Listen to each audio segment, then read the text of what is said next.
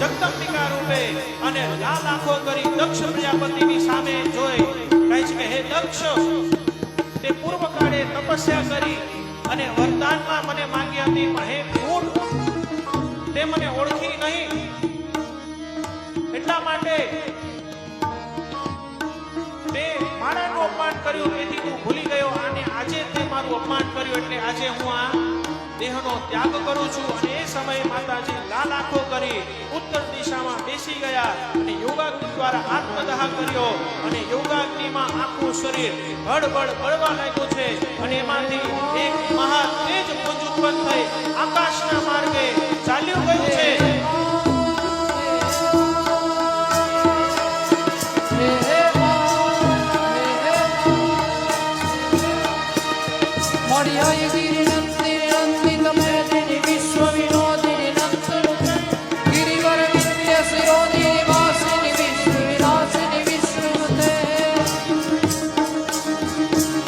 भगवती है सिद्धि कंठ कुटुंबिनी भूरि कृते जय जय है महिषासुर मर्दिनी रम्य कपर्दिनी शैलसुते. ચારે તરફ હાહાકાર થયો છે અને માં ભગવતીને આવી રીતે બળતા જોઈ ચારે તરફ રુદ્ર ગણો આવીને દોડ્યા છે અને ચારે તરફ યજ્ઞ સ્થળ યુદ્ધનું મેદાન બની ગયું છે અને એ તરફ યુદ્ધની પરિસ્થિતિ થઈ ગઈ છે. મહાદેવ કર તુંડ કટંકર યાગ કટંકર મુંડ વટંકર ભયવીર નીલકંઠ નટંકર લચક લટંકર જટા જટંકર જણનાથી નીલકંઠ નટંકર લચક લટંકર જટા જટંકર જણનાથી નમઃ શિવ શંકર ડાક ડણકર ધોમ દણકર ધરણાઠી. ઓમ નમઃ શિવાય ઓમ નમઃ શિવાય. યજ્ઞમાં આહુતિ આપી અપહતમ રક્ષ આમ બોલી આહુતિ આપીને એમાંથી હજારો ભૃગુ નામના દેવતા ઉત્પન્ન થયા અને એ સમયે રુદ્ર ગણો અને આ ભૃગુ નામના દેવતાઓ વચ્ચે યુદ્ધ થયું. ઘણા બધા રુદ્ર ગણોને માર્યા છે અને બોલવા લાગ્યા છે મહાદેવ, હે મહાદેવ, ગજબ થઈ ગયું, આજે માં સતીએ આત્મદાહ કર્યો છે. અને એ સમયે નારદ મુનિ દોડતા દોડતા કૈલાસમાં ગયા છે અને ભગવાન શિવ ધ્યાનમાં હતા. ભગવાન શિવને ધ્યાનમાંથી જગાડી અને કહ્યું કે હે મહાદેવ, ગજબ થયું, આજે માં સતીએ આત્મદાહ કર્યો.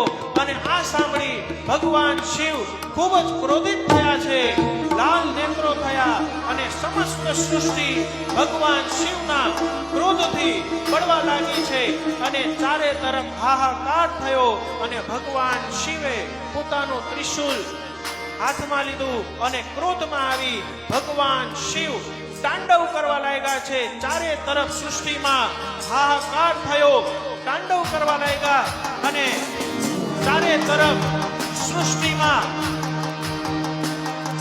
નાશ થવા લાગ્યો છે અને ભગવાન શિવ તાંડવ કરવા લાગ્યા છે. આપણી વચ્ચે પણ અહીંયા ભગવાન શિવ છે. જો મહાદેવની ઈચ્છા થાય તો મહાદેવ તાંડવ કરે.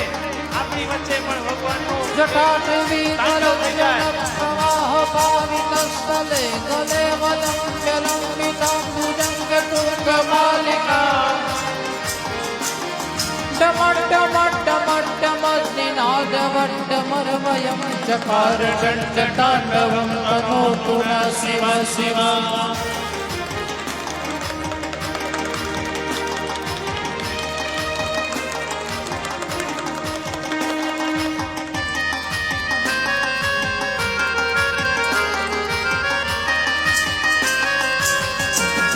હાથમાં ડમરૂના તાલે નૃત્ય કરી રહ્યા છે, તાંડવ કરી રહ્યા છે.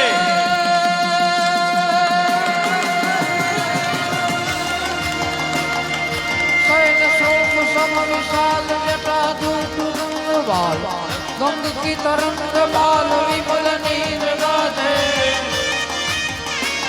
हे लोचन त्रय लाल लाल चंदन श्री खोरी बाल कुमकुम सिंदूर गुलाल भ्रुकुटी बरसाजे मुंडन की कंठमाल वीरत हृदय विशाल स्फटिक माल रुद्रमाल हर दयाल राजे हे डम डम डम डम डम डम डम डम डम डम हे डम डम डम डम रुबाज नाद वेद सर्व साज शंकर महाराज तांडव नाचे रे धीरे भोले महाराज आज तांडव नाचे એવું કહેવાય છે કે ભગવાન જ્યારે તાંડવ કરે ત્યારે બે સ્થિતિ હોય. ભગવાન શિવ તાંડવ જ્યારે ખૂબ ક્રોધમાં હોય અને જ્યારે ખૂબ આનંદમાં હોય. ભગવાન શિવ ક્રોધમાં આવી તાંડવ કરે ને રુદ્ર તાંડવ કહેવાય, અને જ્યારે આનંદમાં હોય અને નૃત્ય કરતા હોય એને આપણે નટરાજ કહીએ છીએ. એવા ભગવાન શિવ આજે ડમરું વગાડતા વગાડતા તાંડવ કરે છે ક્રોધમાં આવી. हे डम डम डम डम रुबाज डम डम रुबाज हे डम डम डम डम रुबाज नाद वेद सर्व साज शंकर महाराज आज तांडव नाचे रे वीरे भोले महाराज आज तांडव नाचे रे वीरे भोले महाराज आज તાંડવ નાચે. ભગવાન શિવ તાંડવ કરતા હતા અને તાંડવ કરતા કરતા ભગવાન શિવ ક્રોધમાં આવી અને પોતાની જટામાંથી એક વાળ લઈ અને જમીન ઉપર પછાડ્યો છે, અને એ પછાડવા સાથે એમાંથી એક ભયંકર રુદ્રગણ ઉત્પન્ન થયા, ભયંકર વીરભદ્ર ઉત્પન્ન થયા. વીરભદ્ર ઉત્પન્ન થયા અને મહાદેવજીને કહેવા લાગ્યા, હે મહાદેવ, ભગવાન તાંડવ કરતા હતા ત્યારે વીરભદ્રને કહ્યું, વીરભદ્ર બોલવા લાગ્યા કે હે મહાદેવજી, આજ્ઞા કરો, શું કરું? ભયંકર ક્રોધમાં હતા ભગવાન શિવ, ત્યારે ક્રોધમાં આવ્યા છે અને સાથે ભદ્રકાલીને પણ ઉત્પન્ન કર્યા છે. ભદ્રકાલી ઉત્પન્ન થયા ત્યારે વીરભદ્ર ખૂબ જ ક્રોધમાં આવી અને બોલ્યા, હે મહાદેવ, આપ આજ્ઞા કરો, બોલો હું શું કરું? હે પ્રભુ મહાદેવ, આજ્ઞા કરો, આપ કહો, હું આ સમુદ્રને પી જાઉં, સમુદ્રનું પાન કરી લઉં? હે મહાદેવ, આ પહાડો છે એનો ચૂરો કરી નાખું? એવું ભયંકર ક્રોધિત રૂપ છે. અને સાથે 9 દુર્ગાઓ, 10 મહાવિદ્યાઓ, ડાકિની, શાકિની, ભૈરવ, ક્ષેત્રપાલ બધા જ ઉત્પન્ન થયા અને મહાદેવજી ખૂબ ક્રોધમાં આવી, હે વીરભદ્ર, હે ભદ્રકાલી, જાઓ, અહંકારના પ્રતીક એવા દક્ષના યજ્ઞનો વિધ્વંસ કરો. એ ભદ્ર અને ભદ્રકાલીએ જઈ દક્ષ પ્રજાપતિના યજ્ઞનો વિધ્વંસ કરી બધાને જ દંડા આપી અને દક્ષ પ્રજાપતિનું મસ્તક શિરચ્છેદ કરી મસ્તક કાપી અને યજ્ઞકુંડમાં પધરાવી દીધું છે. અને ભગવાન શિવે જે તાંડવ કર્યું, આમ તો બહુ અદ્ભુત રચના છે તાંડવની, એની આવતીકાલે આપણે વિશેષ ચર્ચા કરશું. તો મારે યુદ્ધનું વર્ણન કરું હતું, પણ સમય કર ગયા ઇનકાર, કરો મહાદેવ કો નમસ્કાર. કથા વિરામનો સમય થયો છે અને આવતીકાલની કથામાં માં ભગવતી પાર્વતીજીનું ચરિત્ર, એમના શિવજી સાથે વિવાહ, એટલે શિવ મહાપુરાણનો મુખ્ય પ્રસંગ શિવ પાર્વતી વિવાહ, જે કાલે શિવ પાર્વતીજી બંને પ્રગટ થશે. આજે તો ખાલી મહાદેવ પ્રગટ થઈ તાંડવ કર્યું છે, ખાલી ભગવતી સાથે, એટલે મહાદેવ શાંત થઈ જાય. આજે ક્રોધના રૂપમાં આવ્યા છે. હે મહાદેવ, તમે શાંત રૂપે આવો, સૌમ્ય રૂપે આવો અને પાર્વતીજી સાથે વિવાહ કરો. એ સાથે આવતીકાલની કથામાં શિવ પાર્વતી વિવાહોત્સવ છે, તો આપ